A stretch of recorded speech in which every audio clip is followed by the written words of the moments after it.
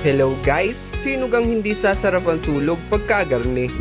Tutulog na't lahat ay nilalagyan pa ako ng garne. Napakaganda at napakaalaga talaga ng naasawa kong are. Hindi na siguro ako lugi din eh. O baka naman nasasama ang lalaki na sa akin kaya ako'y nilalagyan ng garne. Pero sabi ko'y para mas sumarap ang ating tulog na dalawa ay magmasahihan na lang kaya tayong dalawa.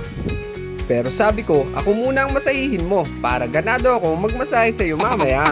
Ay di ari nga, sisimula na ang pagmasahe sa akin. Pero sa tunay, kagaling nga din namang magmasahe ni Jujan eh. Daig pa ang nagpamasahe sa spa. Kaya naman ako'y nawiwiling magpamasahe din eh.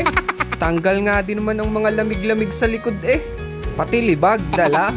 Babago pang nasarap ang pakiramdam ay maya-maya siya naman daw. Ay di yon, minasahe ko na din siya. Hindi ko na lang binidyo at baka makita daw ang kaseksihan niya. Ay sa kasarapan ng pagmasahe ko sa kanya ay nakatulog na, harok pati puwit. Ay siya paano, kung nasayang ko na naman ang minuto ng buhay mo sa panunood nito, ay salamat! Ay paano, siya, tara na matulog, good night, bye bye!